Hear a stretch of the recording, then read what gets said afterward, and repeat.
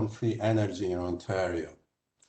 As you probably know, following improvements in nuclear safety and with global warming becoming ever more apparent, nuclear power is regaining a place in global debates as a climate-friendly energy option. But its path toward the future is not easy. The degree to which nuclear power will contribute to the global energy solution will depend greatly on government policies, regulations, price of energy generation, public perception, but first of all, safety.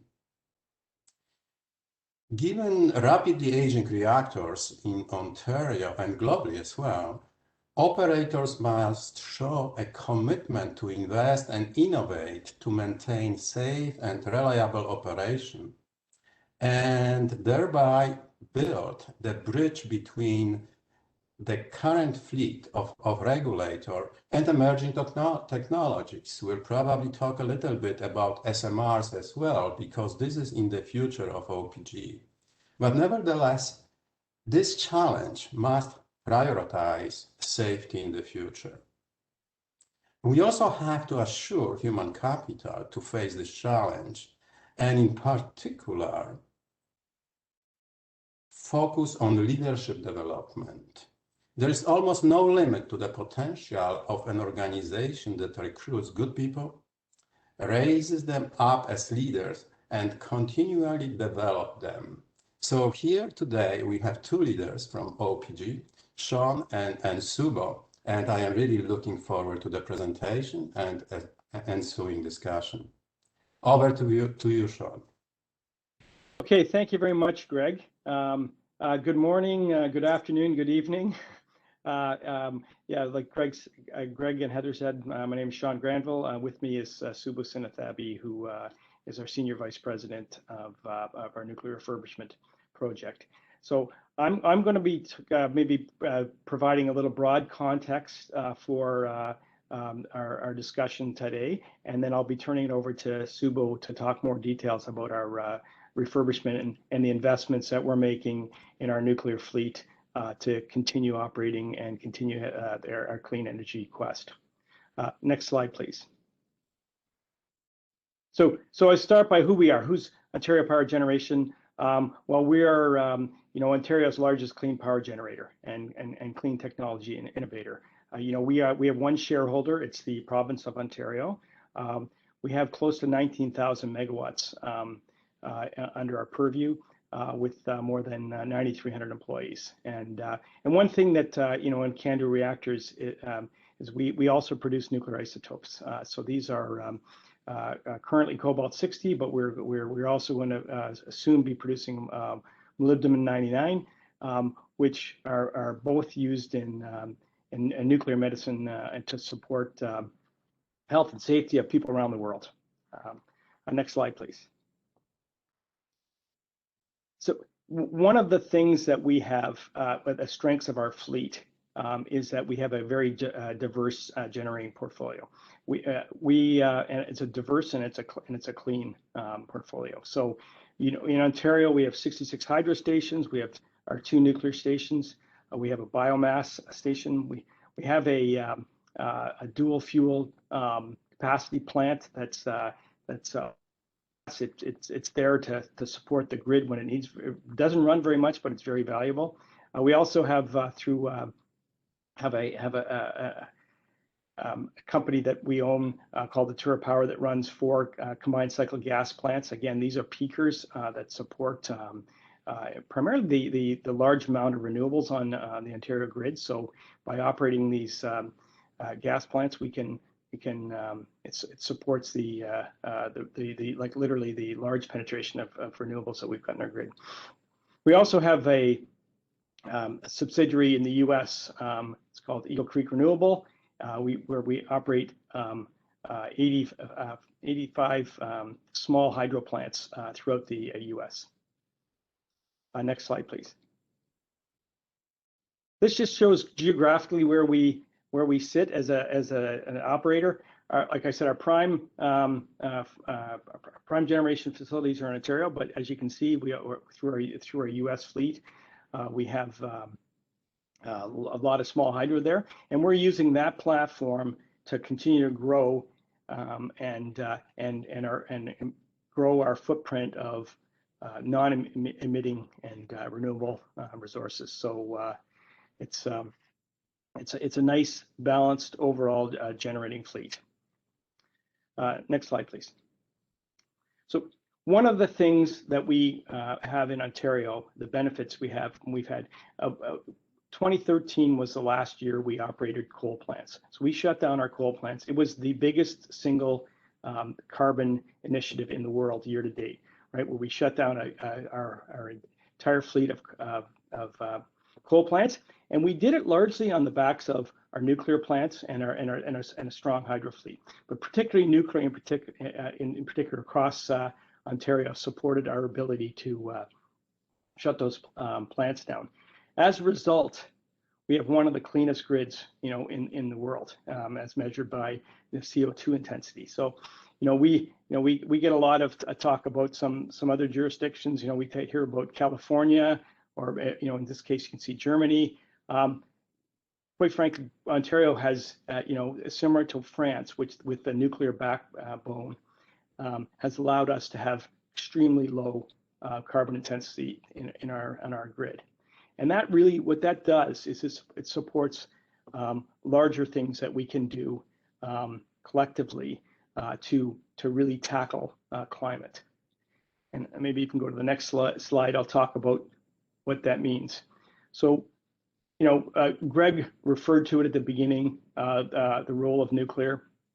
By having this balanced portfolio, really, sort of solidified by our nuclear fleet, we as a company have made a commitment to get to net zero carbon by 2040, and supporting a broader net zero by 2050 for the province and for Canada. That's our Canadian goal, is to get to net zero carbon economy by 2050. We believe we can get there by 2040.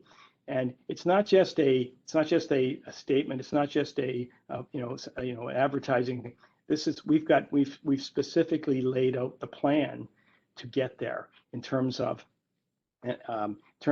refurbishing our station at Darlington, in terms of potentially looking at SMRs, really looking across our fleet and getting to a net zero carbon by 2040.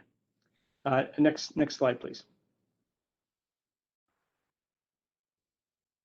There we go. And what that does, so what are some of the things that we're trying to do to achieve those climate goals? Well, I talked about small modular reactors. So our Darlington site, we currently have a license to prepare the site, and we are working hard to put an SMR at the Darlington site, and the goal there is to not just have a single SMR at the site. It's really to demonstrate that it can be done, and to show that it's the value it can bring. And then basically, the idea is it's a first of a fleet across Canada.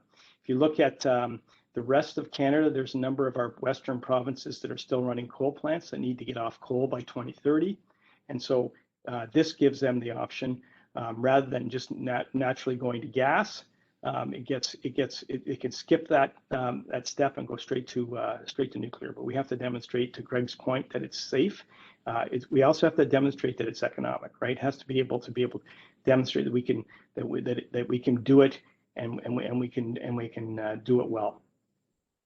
But beyond the grid, there's also, the next step for carbon reduction in Ontario really is on our transportation and industrial and home heating. So advancing electrification, right? That's something that's on our plate that we're working on in the province. Looking at hydrogen, the government's very interested in hydrogen. There is lots of synergy between our power plants and hydrogen production.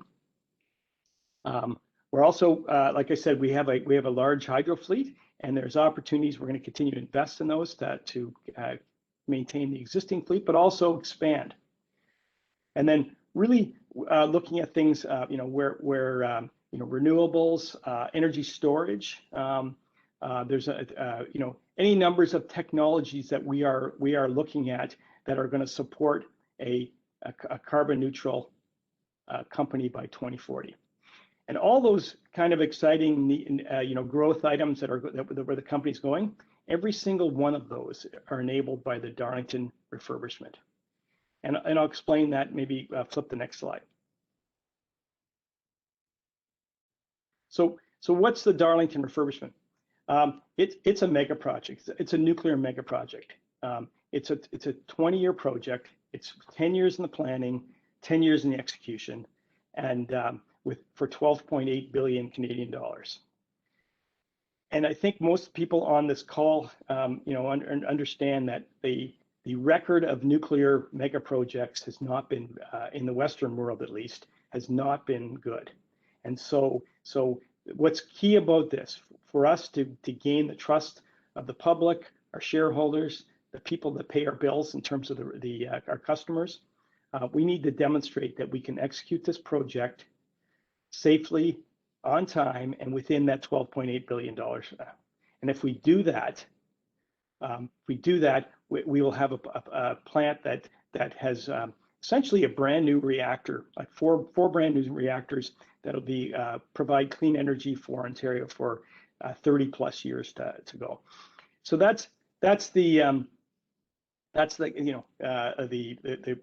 project, and by having that, being able to demonstrate that we can execute mega projects, nuclear mega projects within those constraints, safely, on time, on budget, that gives us essentially permission to then expand into all the other things that we want to do to support that carbon-free, carbon neutral by 2040. And just, Subo's going to go into more details about what the refurbishment's about, but this is Darlington is our flagship plant, 4 units. They're about 930 megawatts each. It's been operating for about 30 years, and in CANDU reactors, you need a mid-cycle refurbishment, which basically gets you a brand new reactor. And these plants are highly integrated. So you've got many common systems, electrical, water, safety systems, standby power, that kind of thing, that are shared. So highly integrated, and we are doing a major construction project in the middle of this operating nuclear plant. So it requires really strong attention to not just project management and construction management, but also operational excellence while you have 1,500 construction workers in your plant. So in Darlington, it's a very good plant. I think it's been recognized internationally as a very good plant, certainly by WANO. One of the units, unit 1, is in a planned outage now, but it just finished a world record 1,106-day run, and so highly reliable, very safe, and a great plant. So this investment that we are doing will get us, like I said, another 30 years of operation. And I'm going to pass it over to Subo now to talk more specifics about what the refurbishment project is and how it's going. Thanks, Sean. Thanks. So as Sean said, the Darlington refurbishment project is a 20-year project. We actually started the definition phase of this project in 2010, but the project was initiated in 2007. So for 5 years between 2010 and 2015, we defined what the scope of the refurbishment proper was, as well as all the prereq work that we needed to do going into the refurbishment of each of those units. Execution of the unit, the first unit was unit 2, and we took that offline in 2016, and the refurbishment was 44 months. In typical, nuclear practices, we decided to do unit 2 as a standalone unit, get the lessons learned, the OPEX, and then build it into our subsequent units, which is units 3, 1, and 4. And so unit 2 was brought online during the peak of the pandemic. So we were June 2020, was when we brought Unit 2 back online. And we had to pause Unit 3, which was going to start at the end of Unit 2 in the summer, out by 4 months, so that we could understand how we could have such a large construction force, workforce on the operating island. Our primary focus was continuing to operate our running units with high excellence and protecting our workers so that we could continue to provide power to the grid and the people of Ontario. So that was our primary focus. So return to service of Unit 2 and operating the running units was our priority during the peak of the pandemic. Over to the next slide. So Sean talked about we want to extend the life. The refurbishment will give us another 30 additional years of life of clean energy in Ontario. And for that, when we looked at the scope, we wanted to ensure not only were we going after and replacing or rehabilitating life-limiting components, but we also wanted to go out and ensure that we go and work on the other components that could be done effectively during the refurbishment and upgrades to meet our regulatory requirements to get us out to the for another 30 years. So we plan to take each unit out for about 4 years. And what you see on this slide here is 6 key bundles. But before I go into each of these bundles, even before we got into the refurbishment of each of these units, we had to complete 18 significant safety and infrastructure projects. So when I talk about safety improvement projects, this is our 30 PG, our fire and water emergency cooling. All of these projects needed to be completed ahead of time. And then in terms of the refurbishment project, we also had significant infrastructure and project needs that we needed to execute. So this was all done between the 2010 to 2015 timeframe. We had to build 3 buildings for housing to house our staff. We built a full-scale mock-up, a waste processing building, and also a heavy water storage building, because as you saw there, we had multiple units in refurbishment at any given time. And then of course, we also had to do some site infrastructure upgrades, electrical power distribution, water and sewer, dry fuel storage, and auxiliary heating systems. So significant amount of safety improvements and infrastructure projects well before we got into the units. So once we get into each of the units, what you see on this page is our refurbishment scope per unit. So of course, our significant scope is the retube and feeder replacement. Followed by that, we also had to do some modifications for our fuel handling equipment, which allowed us to defuel the reactors up front. We also worked on some special projects, which were shutdown system, vault coolers, etc. On the turbine generator side, we're also doing a major modification on our excitation and equipment and turbine generator set, not just our maintenance on it, but also modifications to get us into the next technology. In terms of steam generators, we're not replacing our steam generators. All we're doing is ensuring we're cleaning them and installing some access ports to allow us inspection capabilities. When you look at the balance of plant bundle that we have right there, this is all the life cycle management programs where we're modifying or replacing a wide variety of equipment that are approaching their end of life or difficult to repair either during an outage or online. So examples of that are main output transporters, transformers, etc. And then the last bundle that you'll see on the right, bottom right of the screen is our cyclical work. So this is work that during online or planned outages in a regular running unit that we will have to do. We have taken that over as well during the refurbishment for the 4-year period. Any planned outage work or online work, preventive maintenance, corrective and deficient backlog, all of that continues to be maintained. So as you can see, significant amount of scope, and hence why it is a significant mega project. And you see all the vendors that are supporting the various bundles of scope. And I'll speak to that a little bit further.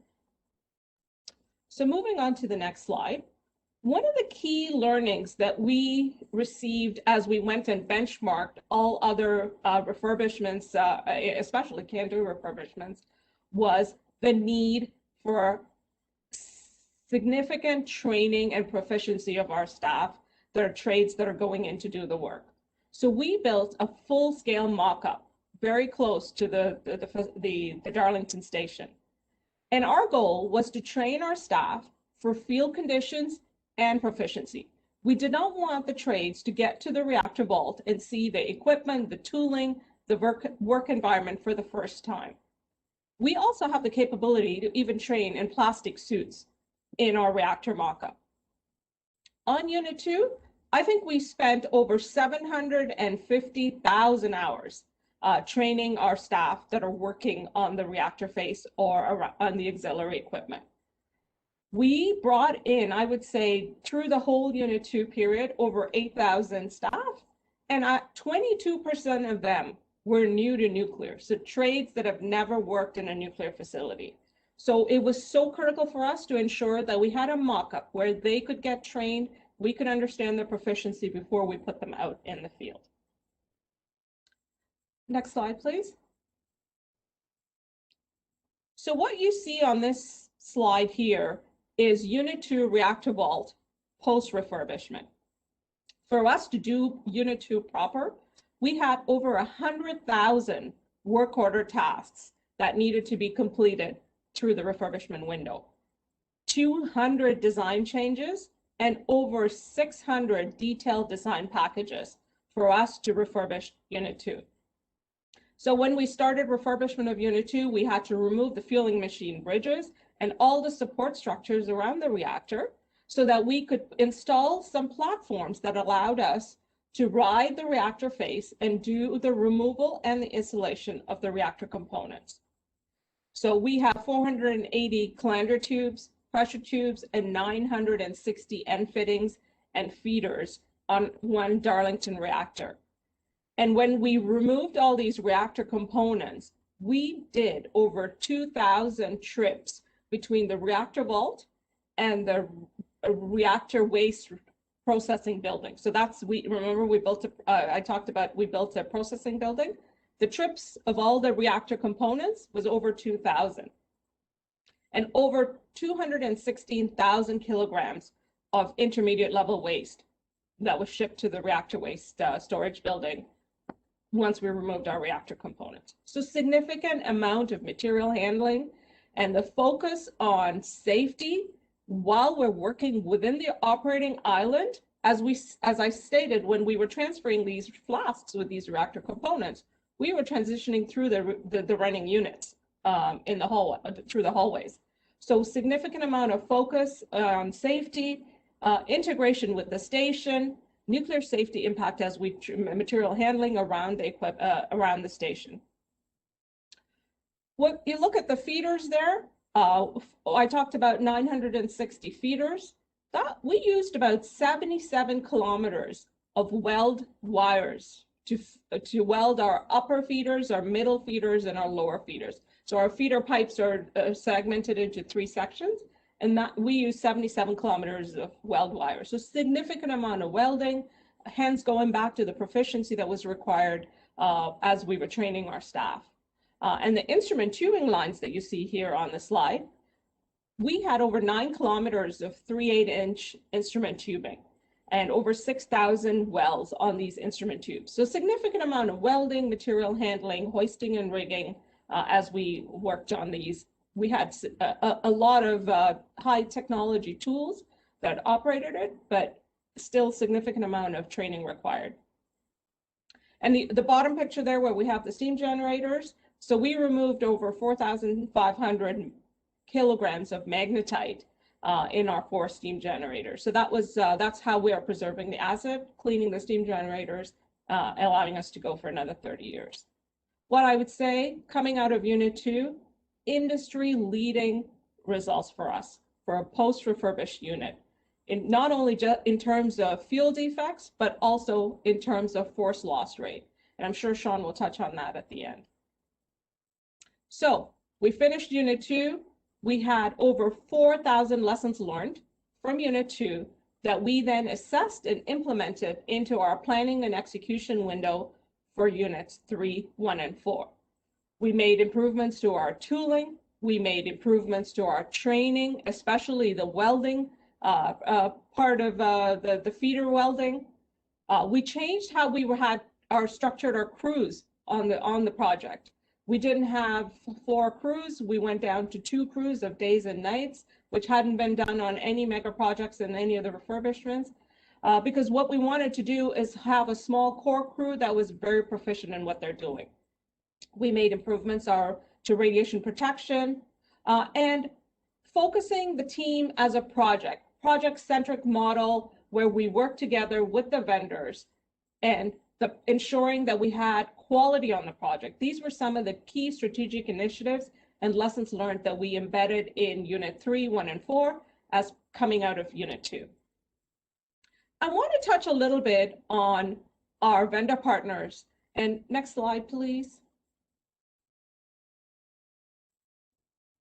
So on this slide here, you see on the right-hand side of the page, all our vendor partners. And on the left-hand side, all the trade groups, the building trade unions that we work with who are on our project.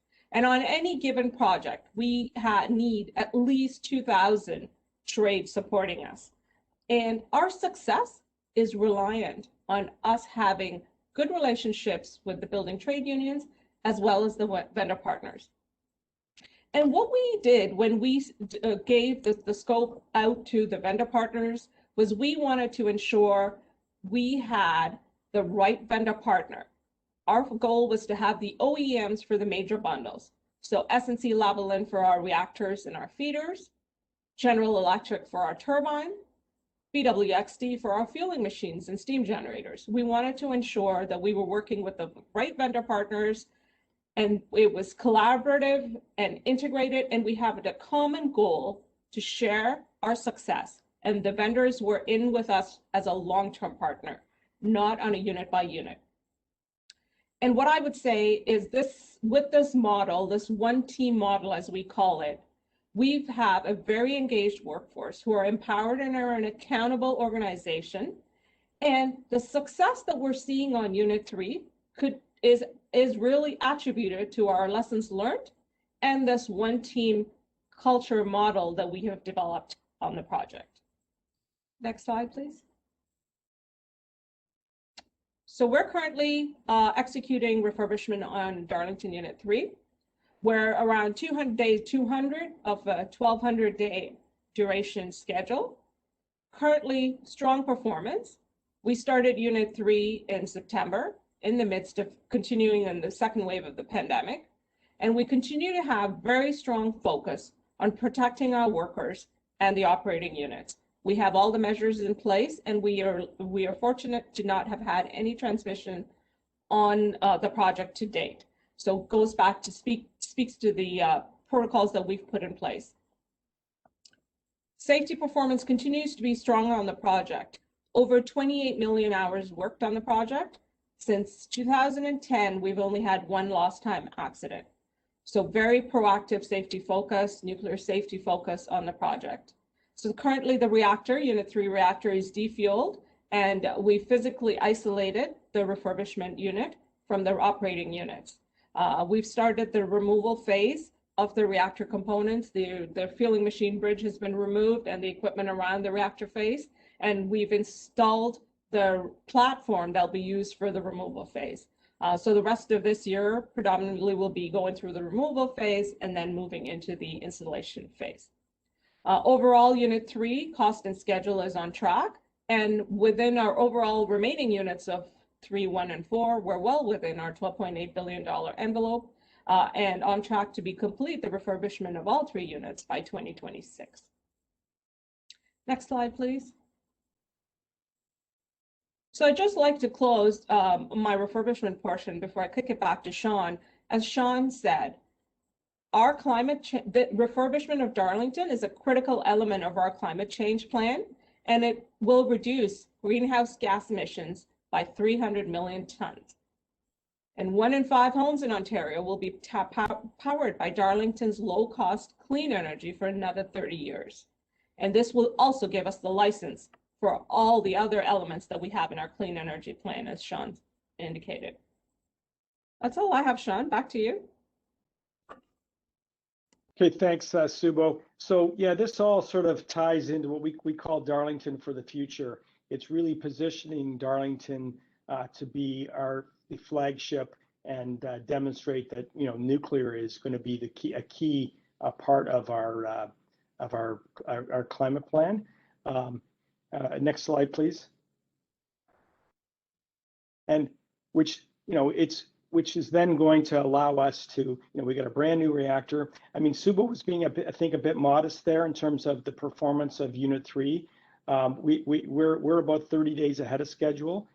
Those lessons that we learned, Unit 2 was a very good project in terms of starting up that unit in the middle of a pandemic. I think the team did extraordinarily well. The unit has run very well since, the history of refurbishments has been you get a brand new reactor, but maybe the rest of the plant can cause you some reliability issues because it's been shut down for a few years. It's like trying to run a car that's been sitting in your garage for 3 years. So the history has been the first year or two after refurbishment, typically you have high force loss for non-nuclear type items. But we took a broader view of things in terms of how we were going to manage this, and the plant has been running extremely well. So Unit 2 is done really well, but it's more the lessons learned and that one team approach that we've taken that is really showing Unit 3 is going to be a much better project than Unit 2, and we expect Units 1 and 4 to continue to improve after that. So to me, good culture, good safety equals good business. And so that is going to position Darlington when this project is over with well positioned to be that clean, safe, reliable workhorse for Ontario. And that's going to and that combined with the fact that we can demonstrate we can deliver these projects is going to open the door for the future. And we talked about SMRs. We talked about broad electrification of the economy, and really support for a climate plan that is going to save the world. So that is literally what we're trying to do here. So that's that's our belief why this project is so critical. But it's we still have 2.5 more units to go. And so, and we've got it, it's till 2026. So we are not going to take our eye off the quality and the project and the safety. But all I can say is it's a very exciting future for these. When we talked about the vendor partners, our $12.8 billion that we are investing in Darlington, and a similar quantum at Bruce Power, where they're refurbishing 6 of their units. That has reinvigorated the supply chain in Canada, the nuclear supply chain, and so very well positioned with our vendor partners and our supply chain to be able to support a strong nuclear future and a strong and a clean energy future. And I think next slide. I think it's just.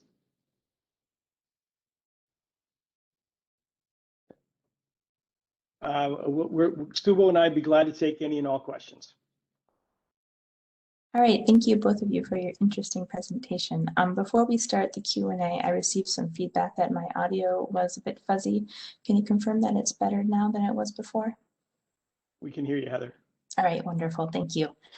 We've gotten a few questions so far, and for those of you who did not hear from my bad audio at the beginning of the presentation, please send questions to the chat box. They'll go directly to me, and then I'll relay them to our presenters. So our first question, thank you again to both of the presenters. Can you share how you provided effective safety oversight for such a large-scale refurbishment with so many vendors and contractors? Maybe Subo, I'll start and then I'll jump it over to you with specifics. I'll start at the high level. One of the things that we put in place was what we call a refurbishment construction review board.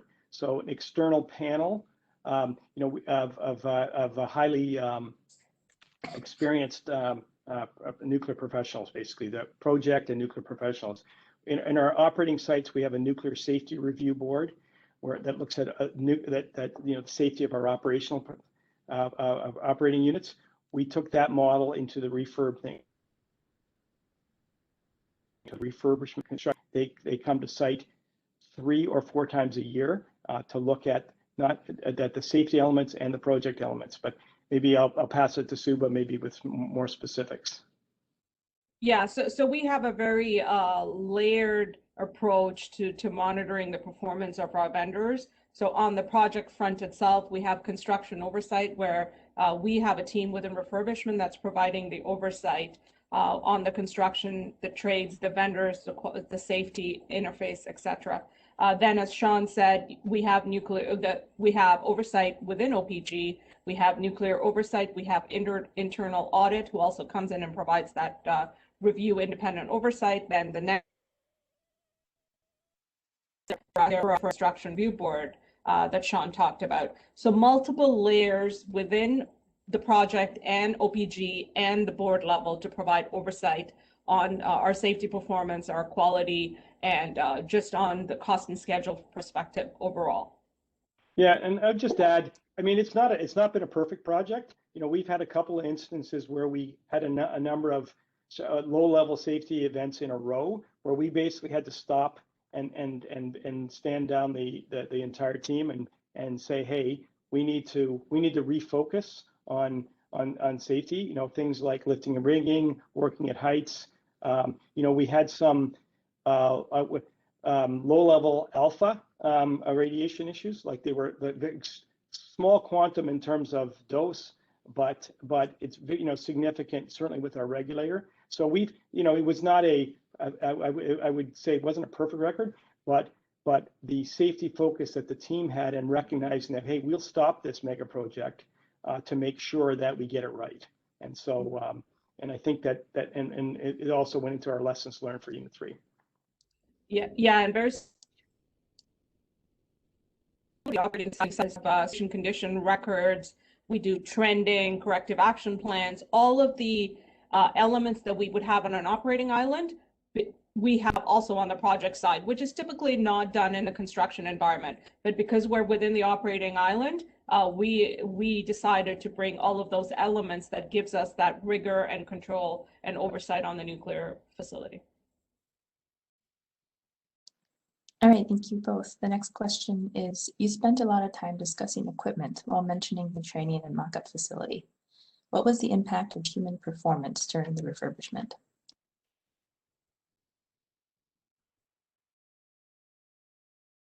You want to take that?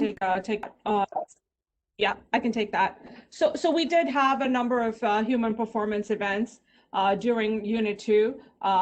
And what I would say is the learnings from those human performance events from Unit 2, we've taken and put together for Unit 3 as lessons learned in terms of proactive human performance plan. So, you know, on Unit 2, during this series, this piece of work, we had X number of human performance events. We could see the trend proactively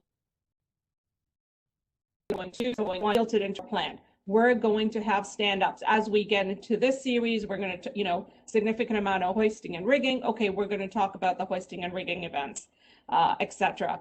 Making sure we have a stand down and the crews understand what the learnings are, and that our team, in terms of observations and coaching in the field, eyes in the field, are all focused around that. So I would say, have we had events on Unit 2? Absolutely. Do we have events? We haven't had any significant human performance events on Unit 3 to date. And that's, I would say, has been human performance planning that we're doing and going about it. Yeah, and I'd just add that what this Suba alluded to our strategy for Unit 3, we actually have smaller crews and fewer. So rather than try and throw as many construction workers as you can on the unit, it's focusing on the people that actually are proficient. And so it's much easier to get to a smaller number of extremely proficient than trying to make sure that a larger group has the same kinds of behaviors in terms of human performance. Yeah, helps Thank with you. the proficiency piece for sure. We have 3 more questions in queue. The next one is, how did you ensure that all the people touching the plant, such as op, maintenance staff, etc., were trained and ready for all these 600 plus modifications? So, well, I'll pass it over to Subo maybe to talk about our mock-up, and maybe when you answer it, Subo, you can talk about Unit 2 being the focus was on getting them qualified to do it, and maybe our what we've learned is the proficiency piece for Unit 3. Mm-hmm. Okay. So in terms of operations and maintenance staff, they are transitioned between the station and the project. It's one crew. We didn't build a separate operating and maintenance staff. We're just transitioning them depending on the number of units that we have. So they are well trained to work on the equipment and understand the operating island and the procedures and regulations around that. In terms of the trades, that's where Sean talked about. On Unit 2, we built the model. And we had every single tradesperson going in the reactor and working on the operating island within the refurbishment unit was trained on all aspects of the job. And what we found when we got to the reactor phase, and we had some challenges with our feeder installation series, which was the primary reason where we went slightly beyond our internal working schedule of 40 months. And that was due to proficiency. We understood that the workers, we didn't have all the elements of the environment that they're working in when we trained them for Unit 2, and we didn't train them for proficiency. We just gave them the tool. Those were learnings that we took from Unit 3 and then, Unit 2 and embedded into Unit 3 training. And what we're seeing, and Sean talked about us being 30 days ahead on the Unit 3 in the current series, is between the smaller crews, we're able to train them for proficiency, and also the changes that we've made to our training program in terms of simulating field conditions. So, when they're welding in there, the vault ACUs are blowing air, and we've been able to mimic that in the training so that the crews understand that they're in these tight locations and there's going to be air blowing, and so their welding needs to, how do they perform their welding? And we're passing them based on proficiency on those elements. So that's what I would say is how we're training the trades on all aspects. So every single series is broken up. So even during, fueling machine bridge removal, that is trained as a series. So the workers, the general foreman and the superintendent will be focused on training just for that series, and they go execute. Then they come out and they train for the next series. So we don't train them for all the activities out for the full duration of the refurbishment. It's bite-sized, chunk-sized train for proficiency. Yeah, and what like I said, what we found on Unit 2 is they were still learning on the job, and we want them to be fully, like, not just competent, but actually have when they get to the job phase, they are fully proficient. They understand everything. So that's our goal, and it's showing early signs on Unit 3 as working. Yeah, well, we did not, as Sean indicated, we did not want to see a ramp up in their production rates and then steady. What we wanted to see is when they finished training that when they went into the reactor vault, they were at that steady level, and we did not want to have a ramp up phase. And so that's what the proficiency training is all about. Right, thank you. The next question is, what was the total cost for developing the mock-ups? Will the mock-ups be able to be used going forward for the remaining units? So I forget well, what I will say, and then maybe Subo's got the details, is it was worth every nickel. So it was definitely the mock-up is going to has already paid for itself, and we're going to continue to use it through the refurbishments. But I forget the price tag. I got it, Subo. No, I don't have the price tag, Sean, off the top of my head. So I'm going to guess $40 million is what I'm going to say, but I don't know if I'm. And I can tell you it was worth every penny. Absolutely. Absolutely. So you know, where it mimics the vault, you know, the conditions. It's within millimeters. It's a very you know, it's a very close thing, and it's more than just the reactor face. There's multiple mock-ups of feeders. If you saw the feeder pipes, Subo talked about 960 of these pipes. These are, you know, 2 to 3 inch pipes that are nested in a like a spaghetti-like pattern, and it's welding in there is extremely difficult, and fitting them onto an existing reactor is very difficult. And so you need to be able to have that practice. So it's a large facility, includes a warehouse, includes multiple mock-ups, but I think it was that dollar figure. Yeah, and it's just not the reactor faces, as Sean said, right? We have all the support structures in the vault, mimic the ACUs, the walls that we have, so that when they're doing all the training, you know, the transportation of material, the flasks in and out, all of that, it's to the millimeter of what we have in the plant. And in terms of future use, absolutely. So, you know, we have an organization within OPG that does inspection and maintenance for our fleet and some of the other CANDU facilities as well. And so they will get ownership of this reactor mock-up so that they can train to execute planned outages. So we expect to have life for the next 30 years after refurbishment using these mock-ups. All right, thank you. So in my chat, I have 3 remaining questions. 2 are on Darlington and 1 is a general OPG question. For the attendees, I'm going to cap the questions at this because we're starting to run up the edge of our time. So the next question is, how are the emergency response arrangements managed with so many workers on site?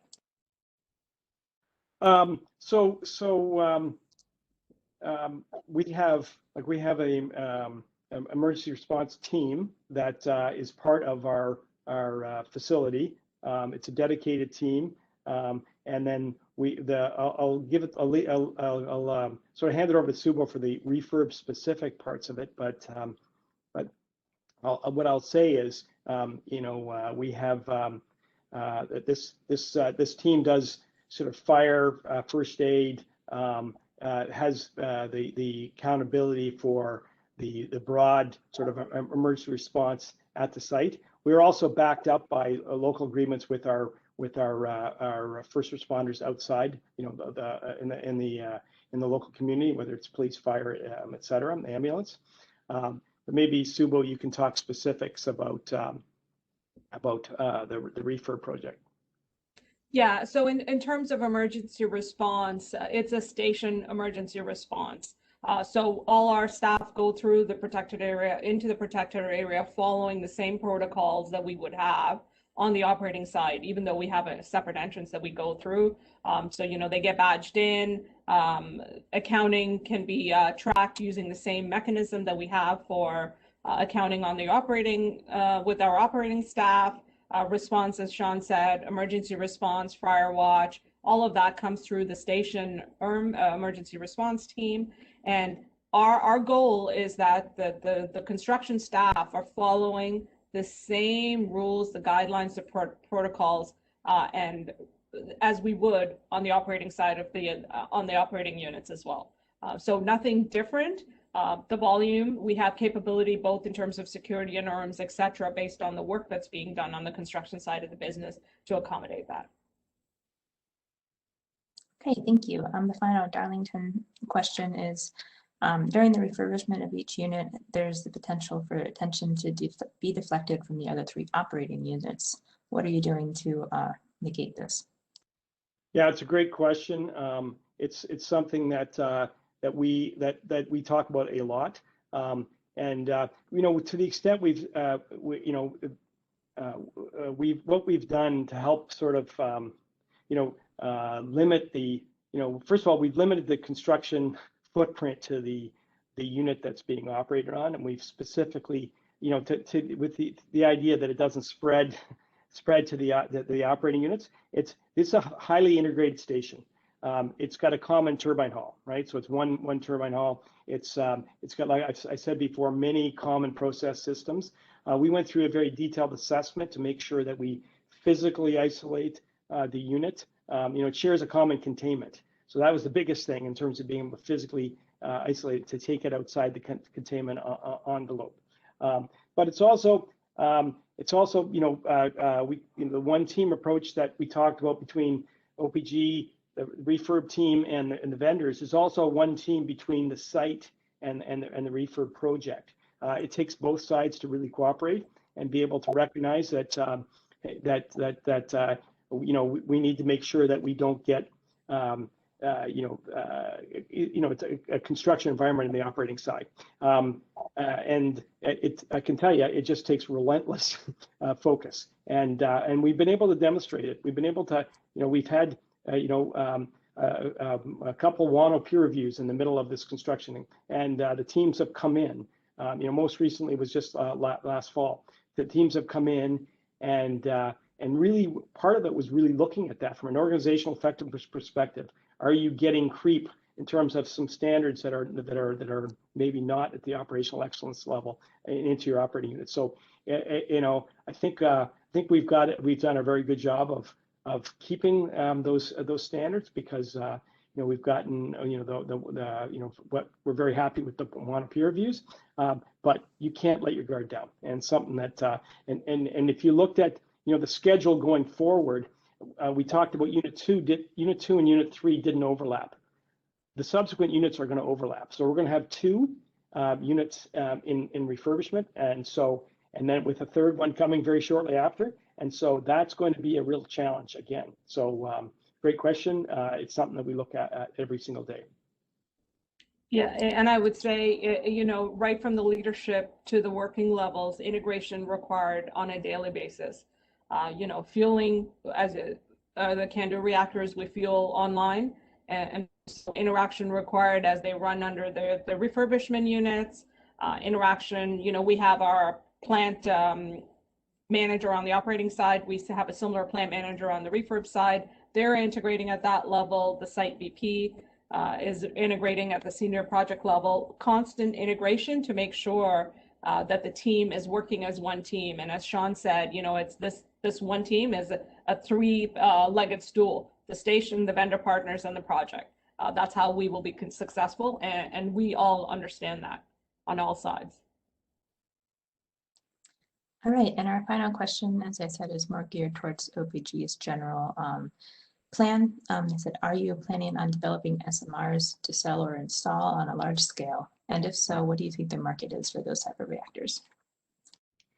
Yeah, so answer is we are currently investigating putting an SMR at Darlington, and we're sort of looking at 300 to 400 megawatt range, and it's not just to support continuing the clean energy in Ontario, but more importantly, demonstrating that we can do this, and we can do it for the right value, so that we could then basically replicate it across Canada. We've got some of our western provinces are still operating coal plants, and they have a commitment to be off coal by 2030. They need a replacement. 300 or 400 megawatts is essentially a nice sweet spot for replacing coal plants. And but none of them, they don't have the nuclear background that Ontario has and OPG, and so they're going to rely on us as partners. Now, what that model looks like, whether we're operating those plants or we're supporting, still lots to work out what the commercial arrangements are. But the goal is to, basically have one operating in Ontario by the end of the decade, so that we could support the other provinces and look at a fleet. Because quite frankly, at that size, like they're small sizes, to make them economic, you have to operate them as a fleet. A single 300 megawatt unit will probably not be, from an economics, probably wouldn't be just make it. So that's our goal. Great, thank you very much. That is all of our questions. I don't know if anyone else on our panel has anything to add before we get ready to wrap this up. No? Okay. Yeah, thanks, Sean, and thanks, Savo. It's really very comprehensive. I think we covered a lot of information, and that are really the key aspect of the refurbishment project. And I'm pretty sure this will serve as an example for the Can-Do community and for other similar projects. I'm not sure if Greg is still here, but Greg, if you want to add something before we can close. I am still here, so thank you, Fuming, for allowing me to close this webinar. It was really very informative, and I think of great value to international community. And I was listening with a great interest because I was involved for many years in preparation, at least from the regulatory standpoint, making sure that there is not going to be roadblocks for this. And there was a reference made to 4,000 lessons learned from this experience. So I was wondering, there's over 30 Can-Do type reactors globally. So how can we capture this experience and share with the international community that they will also benefit from that, understanding how to deliver on such a project? And I also understand the pressure OPG was under, because this project is really the destiny project for Canada in terms of future of nuclear energy. And I was so glad to see that everything is progressing, not even according to schedule, but ahead of schedule and below budget. So this is really unheard of in nuclear industry, as you know. Unfortunately, nuclear industry doesn't have a good track record in large construction projects, at least lately. So it would be very important to share this experience. So we will think here internally how we can do it. So we may stay in touch, we may contact you, Sean and Sobo, and see what can be done to capture your experience and share it globally. Absolutely. Greg, we work very closely with Bruce Power. As I said, they're in the middle of theirs. So we're sharing lessons back and forth. And I know Chernavoda is about to, is looking and is planning for their refurbishment. So there's another opportunity to share those lessons learned. So we, for sure, we would be willing to do that. Thank you very much. So we will stay in touch. Yeah. Sean and Sabo, if you would like to just say some concluding remarks before we close. Thanks. Well, I just say thank you for the opportunity. Like I said, we're optimistic about the future. The refurbishment project is really going to help us sort of create that future. We still have a few more years to go, so I'm not declaring success yet, but it's looking good. Thank you. Yeah, I'll echo comments there. Thank you for the opportunity to share how we plan for and executing our project and we're, as Sean said, we're just starting to remove the second unit. So, but we're very positive about where we are at and where we want to go. Thank you. Well, thanks so much. With that, I will go back to Heather to close. Thank you. Thank you again to our speakers, and thank you to all of our attendees. Just as a reminder, a recording will be available on the website shown on the slide. We hope you enjoyed the webinar, and please have a nice rest of your day. Goodbye. Thank you.